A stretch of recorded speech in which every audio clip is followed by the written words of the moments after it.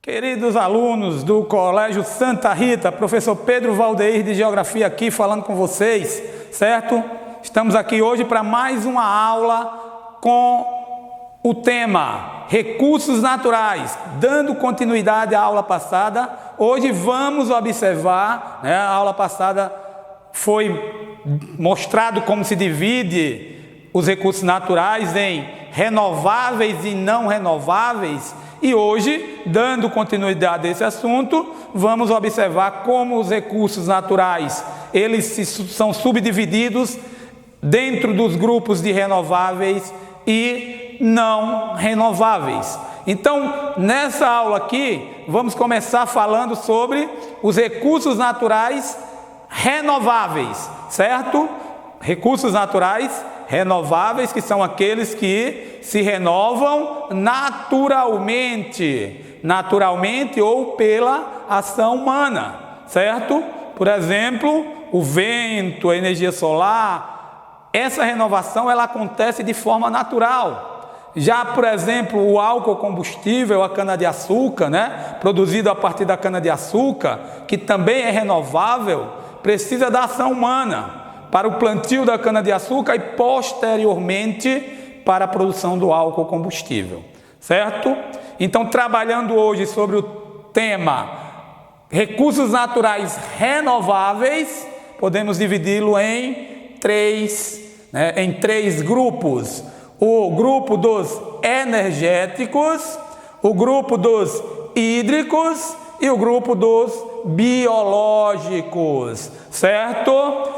Repetindo, o grupo dos recursos naturais renováveis energéticos, o grupo dos recursos naturais hídricos e o grupo dos recursos naturais biológicos. Correto? Então, começando aqui pelo grupo dos energéticos, nós vamos ter como fontes de energia renováveis aqui a energia eólica, a energia solar, a energia hidrelétrica, a energia geotérmica e a biomassa, certo? Então, pessoal, vamos explicar agora cada uma dessas fontes renováveis de energia, começando pela energia eólica.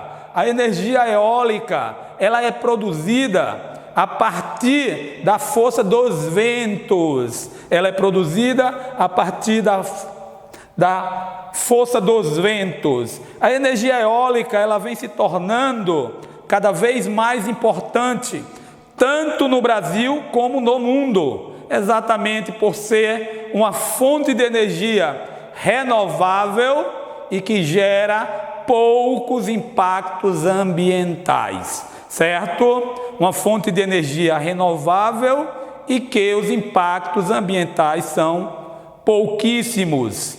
Então, essa importância da energia eólica que já existe em outros países, outros continentes como a Europa, vem ganhando cada vez mais destaque aqui no nosso país, certo? No Brasil e principalmente na região Nordeste, por ser uma fonte de energia limpa e renovável. É uma fonte de energia que vai ser interessante para o Brasil, porque o Brasil depende muito da energia hidrelétrica. Boa parte da energia, grande maioria da energia elétrica produzida no Brasil vem das hidrelétricas, certo? E qual é o fator negativo de depender tanto de uma única fonte de energia? No caso das hidrelétricas, é a dependência das chuvas e da manutenção de uma certa quantidade de água nas barragens. Então, quando o país enfrenta períodos de estiagem, que o nível das águas nas barragens diminui, a produção de energia hidrelétrica também vai cair. E, consequentemente, as termoelétricas, que é a produção de energia a partir da queima de carvão, petróleo ou gás natural, vão ser acionadas e essas termoelétricas além do custo da energia ser maior, também é bem mais poluente. E aí, qual é a grande vantagem do país investir na energia eólica? É porque o primeiro semestre no nosso país é o semestre das chuvas, é quando há uma maior quantidade de água nas barragens. E o período do segundo semestre, quando diminui as chuvas, aumenta os ventos. Então, quando diminuía a produção de energia hidrelétrica no segundo semestre, essa necessidade pode ser suprida pela energia eólica. Então, a energia eólica no Brasil vem se destacando principalmente na nossa região Nordeste e no nosso estado, o Piauí, certo? Falando agora sobre a energia solar, que também é uma fonte muito interessante de energia, exatamente como a eólica, por ser uma fonte de energia limpa e renovável, certo? A energia solar vem sendo incentivada, principalmente para o uso doméstico, como forma de diminuir a dependência de outras fontes de energia e também por ser, uma fonte de energia limpa e não poluente, certo? A energia solar vem ganhando cada vez mais importância no Brasil, certo? No mundo, e nossa região, a região Nordeste, também é uma região que tem um grande potencial para a produção de energia, solar. Dando continuidade aqui aos recursos naturais renováveis, o grupo dos energéticos, vamos ter a energia hidrelétrica, produzida a partir dos recursos hídricos, dos rios. Na verdade, as usinas hidrelétricas, essa fonte de energia, que também é uma fonte de energia renovável, podemos dizer que no seu uso uma fonte de energia limpa, mas que na construção dessas barragens, na construção das usinas hidrelétricas, os impactos ambientais são grandes. Quais são esses impactos ambientais? Podemos citar aqui o desmatamento, áreas de florestas que ficam embaixo d'água, terras indígenas que são cobertas por água, aí um problema social, como também a retirada da população ribeirinha nos locais onde essas barragens são construídas, perca da fauna, perca da flora, ou seja, os impactos ambientais causados pelas usinas hidrelétricas são altos, certo? O Brasil, ele está entre os maiores produtores de energia hidrelétrica do mundo. Brasil, China, Canadá, Estados Unidos, são exemplos de grandes produtores de energia hidrelétrica. E o que é necessário para um país ser produtor de energia hidrelétrica? O que é que o Brasil tem de tão vantajoso para a produção dessa fonte de energia? Aí podemos citar aqui predominância de climas úmidos, certo? Rios caudulosos com muito volume de água, relevo acidentado, ou seja, predominância de rios de planaltos, certo? Porque os rios de planície não favorecem a produção de energia hidrelétrica.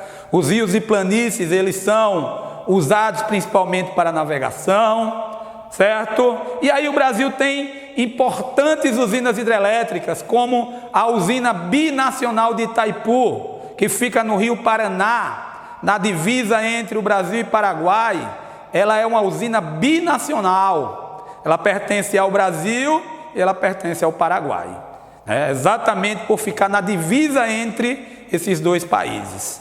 É a segunda maior do mundo, depois da usina de Três Gargantas, que fica na China, e é a primeira, certo? E é a maior usina brasileira. Temos a usina de Tucuruí, que fica no Rio Tocantins, certo? e temos também a usina de Belo Monte, que está sendo construída no Rio Xingu e que será, quando em total produção, a segunda maior do território brasileiro, certo? Lembrando que a usina de Itaipu, ela não é 100% brasileira.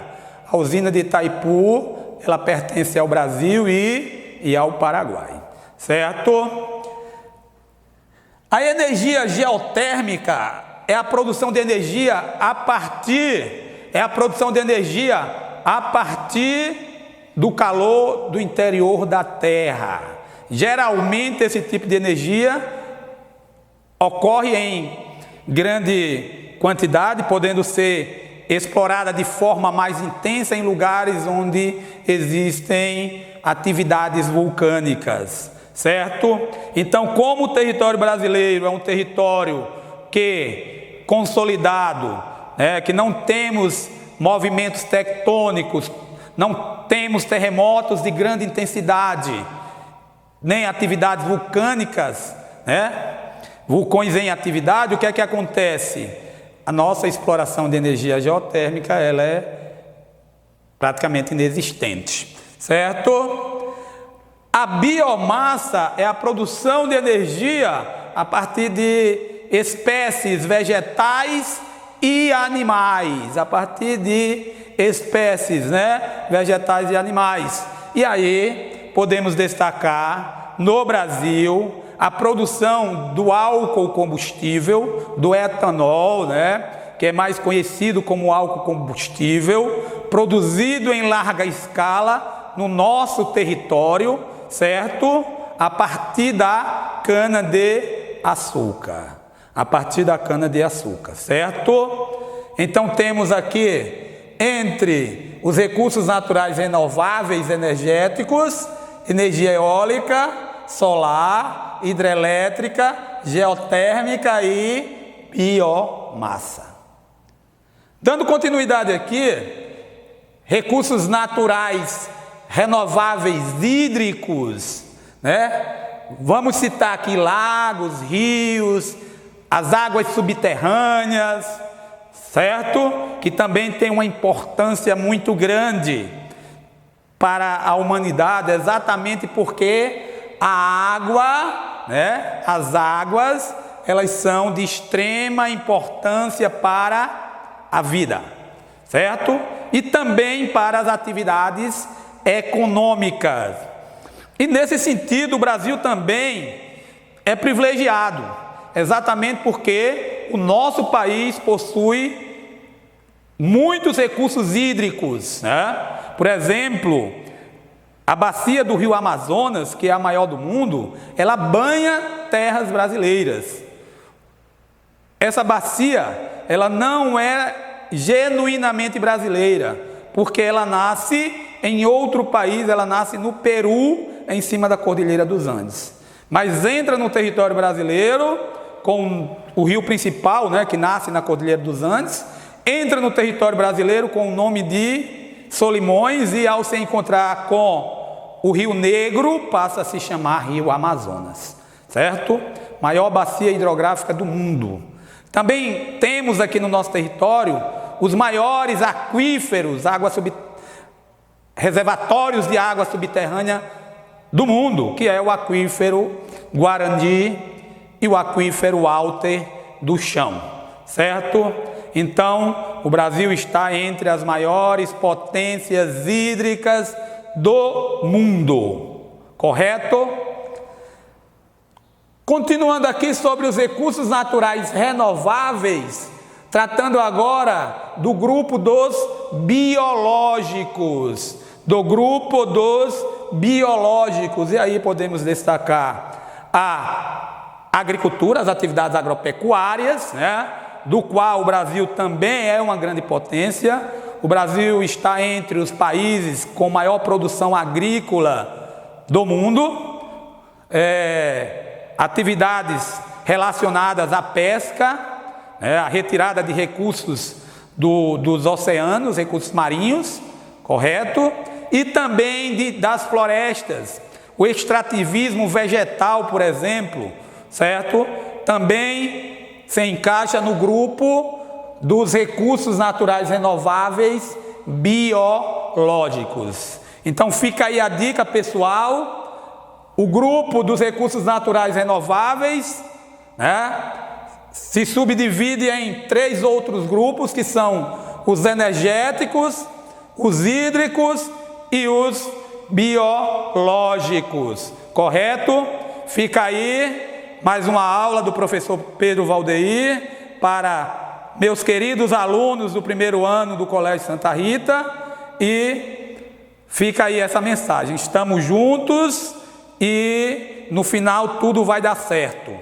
Se não deu certo ainda, é porque ainda não é o final. Valeu, pessoal! Continuando nossa segunda aula, aula 2 aqui, sobre os recursos naturais, falamos sobre os recursos naturais renováveis, que se divide em 3 grupos: o grupo dos energéticos, dos biológicos e dos hídricos, e agora continuando com o grupo dos recursos naturais não renováveis.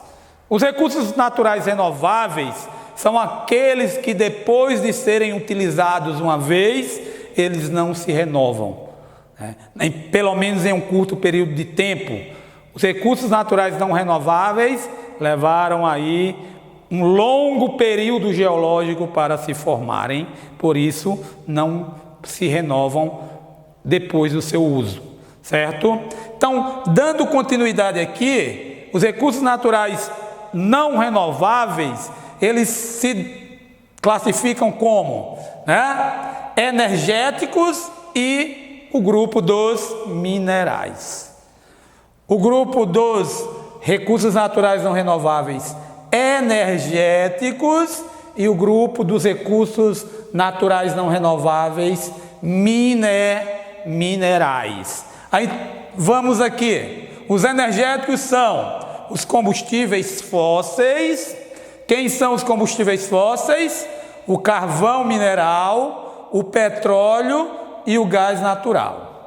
Além dos combustíveis fósseis, podemos também classificar como recurso natural não renovável, no grupo dos energéticos, o urânio, que é matéria-prima para a produção de energia nuclear, certo? E no grupo dos minerais, vamos ter os minerais metálicos, como ferro, cobre, alumínio, a prata, o ouro, e o grupo, né, dos minerais não metálicos, como argila, areia, calcário. Então, os recursos naturais não renováveis, eles são de grande importância econômica, principalmente porque muitos estão associados à produção de energia, claro, energéticos, e outro grupo associado principalmente à construção civil. Correto? Então vamos lá. O grupo dos energéticos, vamos ter os combustíveis fósseis, o carvão mineral, importante fonte de energia, utilizado principalmente nas siderúrgicas e nas usinas termoelétricas. O carvão mineral já foi a principal fonte de energia do nosso planeta. O carvão mineral foi a principal fonte de energia da primeira Revolução Industrial, que ocorreu por volta de 1750 na Inglaterra, certo? Atualmente, apesar do seu uso em larga escala por muito tempo, o carvão mineral ainda encontra-se em grande quantidade na superfície terrestre. O caso aqui do petróleo, o petróleo é a principal fonte de energia da atualidade.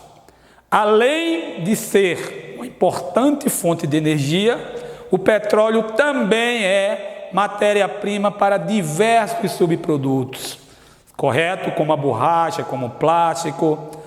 No mundo, as maiores reservas de petróleo, como vimos na aula passada, encontram-se no Oriente Médio, certo? No Brasil, esse recurso vem ganhando cada vez mais importância, depois da descoberta do pré-sal, essa imensa reserva de petróleo que fica nas bacias de Campos Santos e Espírito Santo.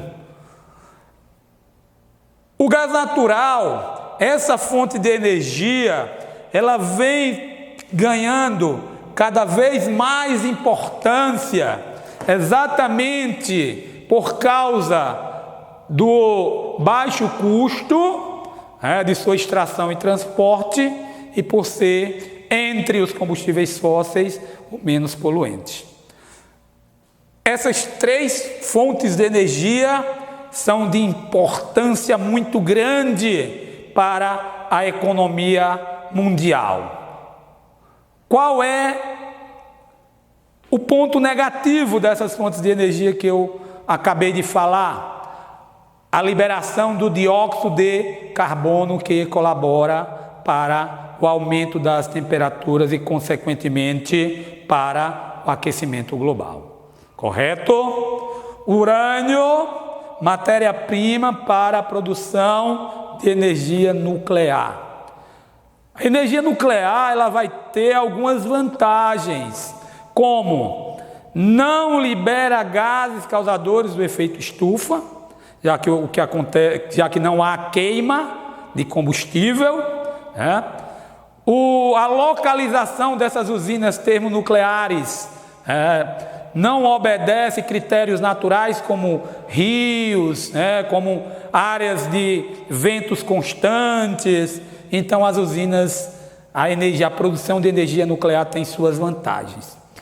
E quais seriam as grandes desvantagens?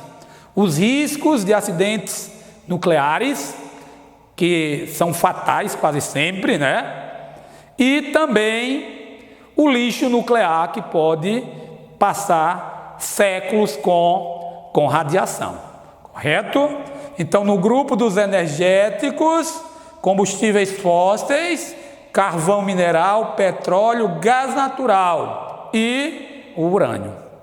No grupo dos recursos naturais não renováveis, minerais, vamos ter os minerais metálicos, que são de grande valor econômico, os minerais metálicos, que são de grande valor econômico, certo? Como ferro, cobre, alumínio, prata, ouro. Hoje o Brasil é um dos maiores produtores de ferro do mundo, exportadores de minério de ferro. Duas áreas de exploração de minério de ferro no Brasil, duas áreas importantes: o quadrilátero ferrífero no estado de Minas Gerais e a Serra dos Carajás no estado do Pará. Os minerais não metálicos são aqueles minerais que levaram um período maior para se formarem, como como granito, como argila, areia, calcário, certo? Que também tem grande importância econômica, principalmente para a construção civil. Então, praticamente tudo o que conhecemos usados na construção civil, o cimento, o tijolo, o ferro, o mármore, o granito, são recursos naturais encontrados na superfície terrestre, classificados como minerais, certo? Alguns deles metálicos, outros não metálicos. Então, a geologia do Brasil, ela encontra-se dividida em escudos cristalinos, 36%, e bacias sedimentares, 64%. Como o território brasileiro é um território de formação muito antiga, podemos dizer que o Brasil é um país privilegiado em recursos naturais relacionados a minerais, tanto metálicos como não metálicos. Os combustíveis fósseis também estão associados a nossa estrutura geológica. Enquanto que os minerais metálicos e não metálicos estão associados aos escudos cristalinos, os combustíveis fósseis estão associados às bacias sedimentares. Se o Brasil se tornou em 2006, se em 2006 o governo anunciou a autossuficiência em petróleo do Brasil, em relação ao carvão mineral não podemos falar isso. O Brasil é um país que ainda depende muito da importação de carvão mineral. Isso porque o Brasil não tem grandes reservas de carvão mineral. A única reserva explorável de carvão mineral, economicamente explorável, ela fica na região sul do Brasil. Correto? E mesmo essa reserva que está na região sul, é uma reserva onde o nosso carvão não é de grande qualidade, né? O carvão mineral brasileiro apresenta problemas como baixo teor de calor, a produção de uma grande quantidade de cinzas, a liberação de uma grande quantidade de enxofre, o que torna o carvão mineral brasileiro um carvão com uma qualidade inferior ao carvão mineral explorado em outros lugares do mundo. Correto? Então, pessoal, fica aqui mais uma vez aquela palavra de força e confiança, de fé, e tenham certeza, estamos juntos, e fé, força e foco. Valeu!